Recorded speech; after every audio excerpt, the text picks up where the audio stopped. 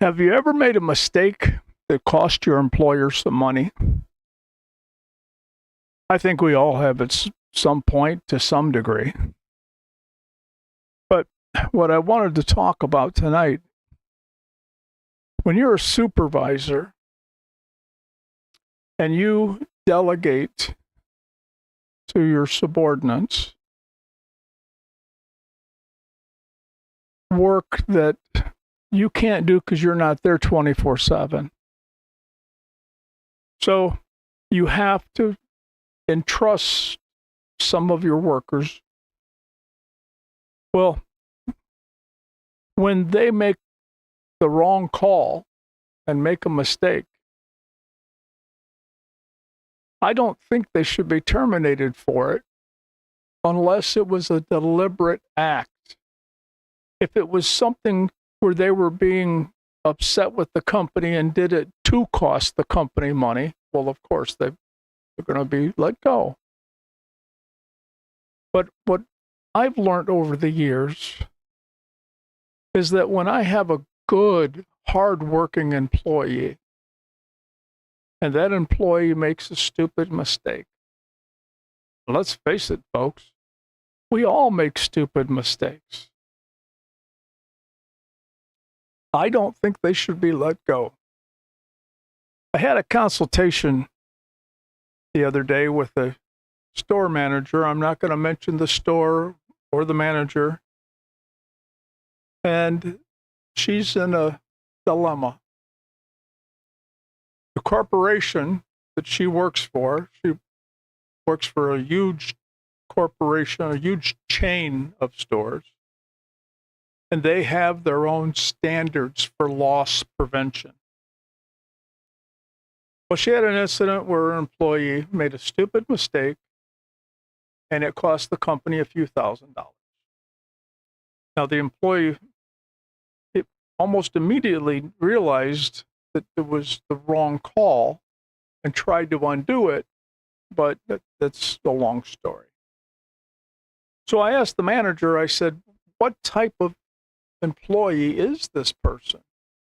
And the manager said, she is the hardest working person that I have working for me. She does the bull work. She does whatever needs to be done. And she does it with a good attitude. She honestly wants to do the right thing for the company, which is I show up for work, I get paid for work, I do work. But this large corporation, I think, is being extremely short-sighted. Because my advice to the manager was, go back to loss prevention. Explain how difficult it is nowadays to find really good, hard-working people. And then explain to them that if you let this person go, the next person may not be a good hard worker. The next person might make the same exact mistake. And this person is never going to make that mistake again. You see, years ago, I worked for a corporation and I cost the company a significant amount of money.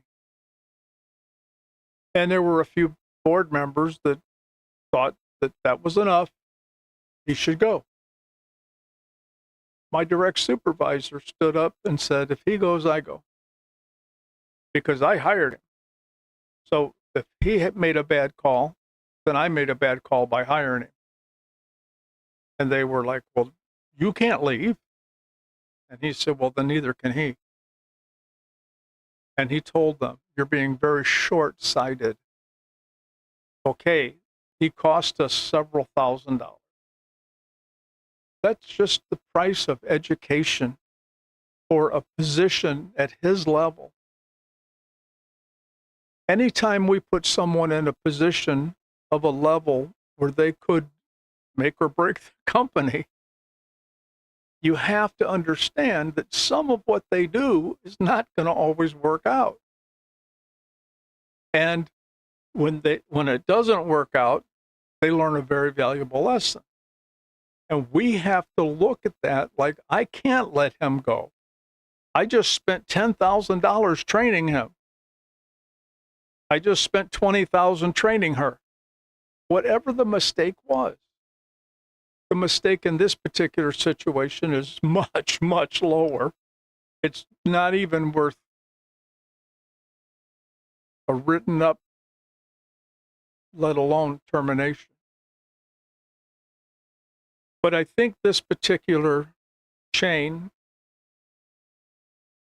they're so focused on following the rules, the guidelines, that they're missing the bigger picture of when you get somebody that's a hard worker, that's dedicated to your company, and they make a foolish mistake, and this person is devastated by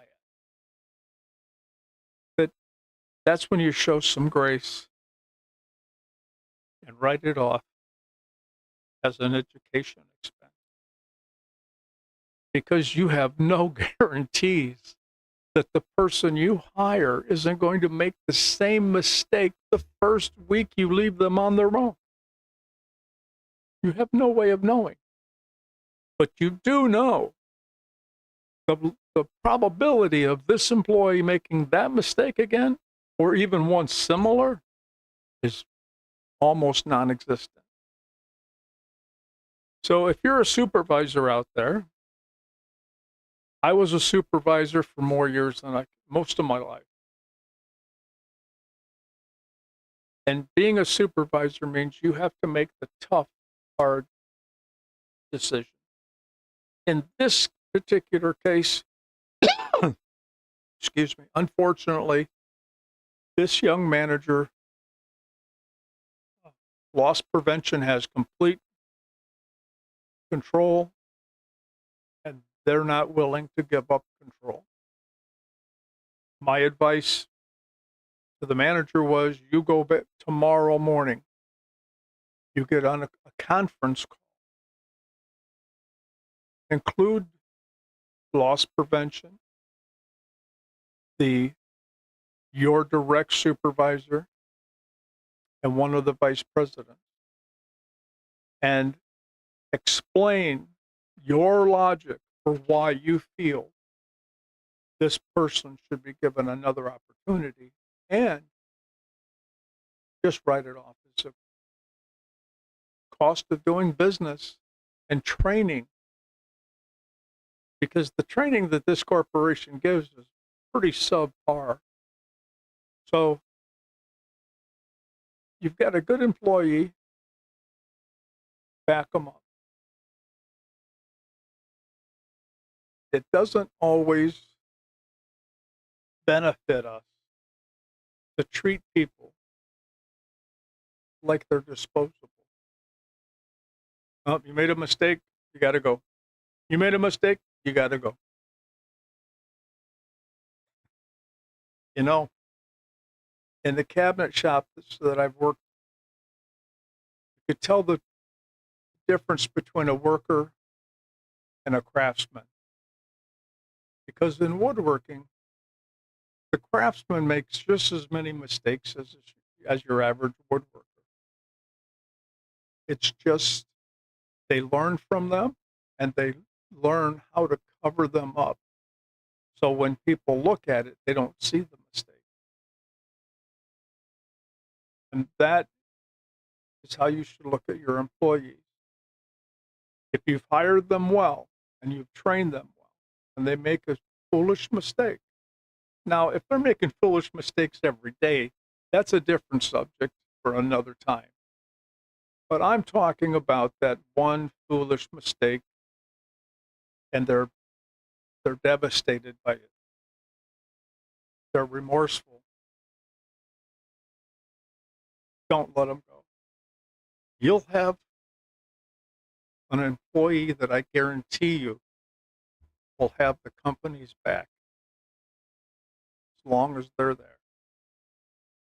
But what a company doesn't have their back, it's hard to get employees to care about your company. I just thought I would pass that along. I still don't know what the outcome of this was. I was called in for a consultation, which was, it felt very nice to have somebody think so highly of my opinion that they would call and take time to come see me and sit down and have a cup of coffee and talk about it. And after actually, to be truthful, when I was in the shower this morning, I was thinking, how many managers out there get almost no managers, foremen, uh, shift foremen, team leaders.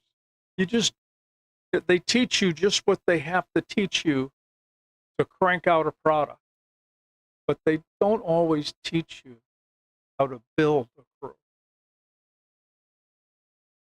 They don't always show how to take individuals and turn them into a team. And the only way you can do that is the team has to know you have their back. They have to know you care about them enough to go to task with the company on your behalf. And if you don't really have a good supervisor. You don't have a good team leader. You don't have a good boss. Being a boss and a team leader can be one of the hardest jobs in the world, but it can also be extremely satisfying.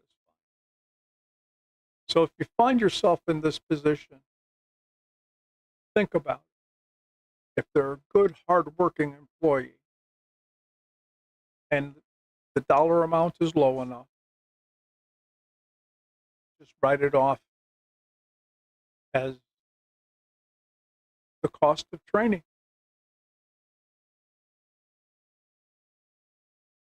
You'll have an employee that is loyal for life. I'll see you in the next one. Thank you for listening. Don't forget to hit that like and share button, and I'll see you next time.